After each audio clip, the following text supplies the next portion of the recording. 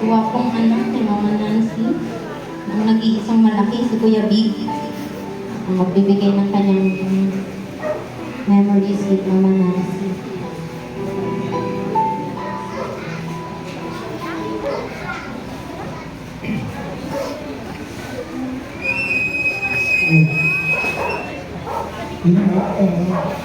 Ganda sa inyo lahat. Gusto mo ako isa kakabay ko nakakasagutan ko yan dahil sa gusto ko kapatid na hindi po sasamahin mo lang ang gagawin na ahanin.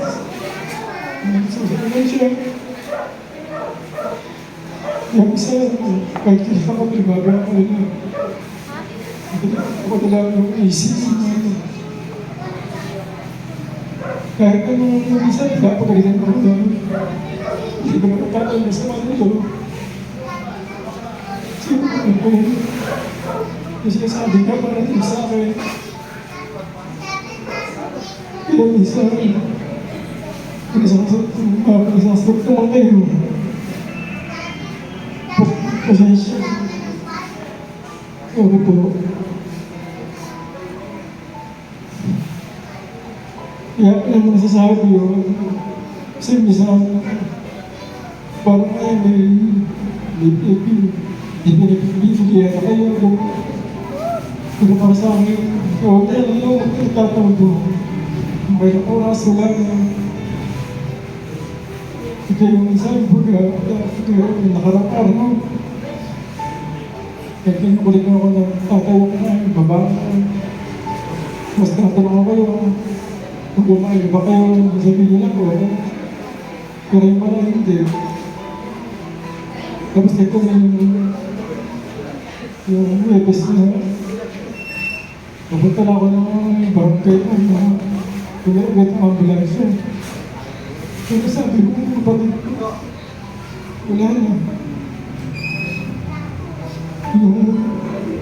Habang kaya naman ang problem. Hindi na gawin ko ba? Pero hindi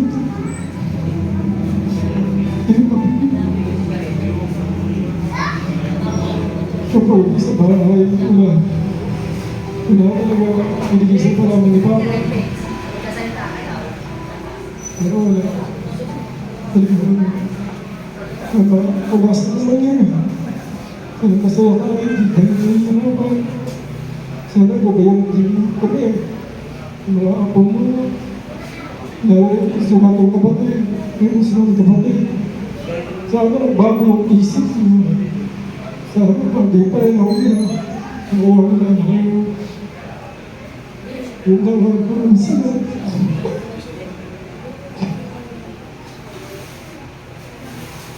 Ayan, may tanong po mula kay Bono.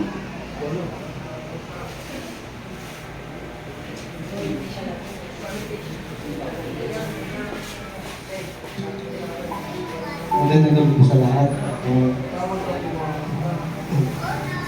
Minsan po ako sabi, hinaharte po ako sa kape. Pero nasa bahay lang po ako sa amin. Nag-iisip-isip po na kasi po ngayong taon, nagpunta po kami ng makit po kami ng Baguio. Ang lakas pa po ni mama noon. Pero pag-uwi ko, yung parang natanggulay na. Naisip ko po, buhat ng mga si mama, na what if po na hindi na lang po kami umakit ng Baguio para ang lakas ng mama ay ganun pa rin po. Oo nga po, nakapunta po kami sa lugar na first time po namin puntahan. Tapos, yun nga, lagi po nasa isip ko, lagi po natapos sa isip ko na dapat hindi nila para hindi nangyari yun. Kasi para po sa akin, doon po nagsimula lahat eh. Doon po nang hinas mama. Ilang buwan po pinahirapan. Alam ko, ang dami kong pagkukulang. Sana magpapalad mo ako.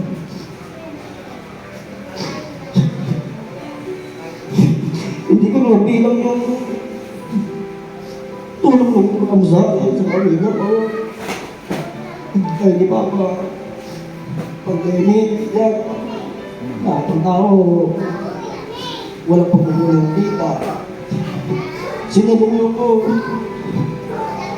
hindi lang ako, pati pamilya ko sa Bahata, nabigyan niyo ng mga kain. Mas kung hindi mo ka paano, makikita mo, naririnig mo, sana mapatawad mo ako.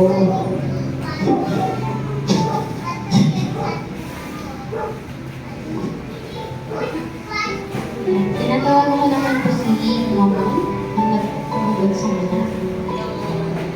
Sige, hindi po niya kaya. Tawagin mo na po si Kuya Toton.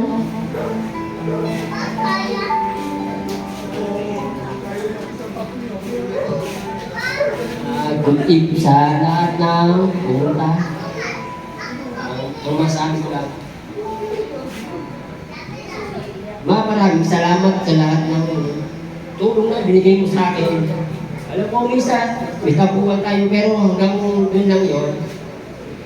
Alam ko, lahat ng ginawa mo para maging maginhawa ng buhay namin. Walang salitang pwedeng dumigkas sa lahat ng ginawa mo. Mula sa nung ako'y maliit pa, sa paglaki ko, lahat ng pagsubok, tayo dalawa magkasama, kahit alam natin medyo mahirap, ginagawa din lahat. Kasi alam mo, ang nasa isip mo ng mga panahon yun, kailangan mairaos natin yung mga pang-araw-araw nating pangangailangan. Kaya kahit anong hirap ng buhay, kahit anong sakit, inakaya mo kasi alam mo at alam ko, kaya natin yun kasi ikaw yung pinakasandigan. Lahat ng lakas hanggang sa ngayon.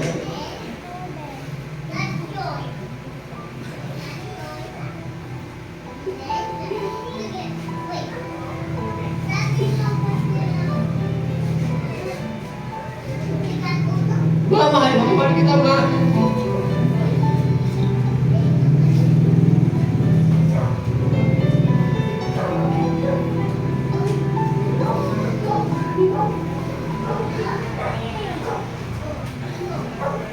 Maalam ko, masaya kung nasan kayo na yung huwag ka magkalala. Bilang pangalawang anak ko, hindi ko pababayaan yung mga kapatid ko. Kahit si Papa, hindi ko pababayaan si Papa.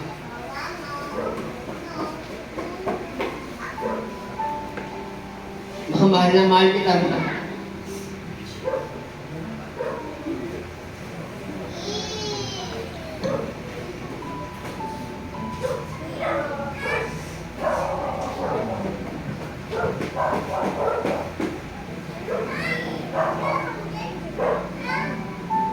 Salamat ma sa lahat ng tulong mo. Naalok ko kahit minsan lipit kami sa buhay. Minsan isusubo mo na lang. Ibibigay mo sa amin. Kahit minsan, nandiyan na yung ating mga babayarin.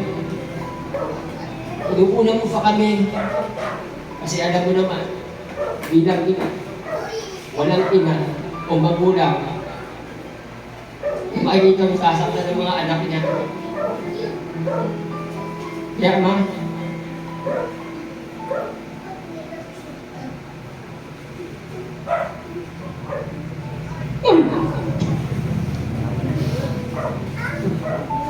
mahal na mahal kita, ma.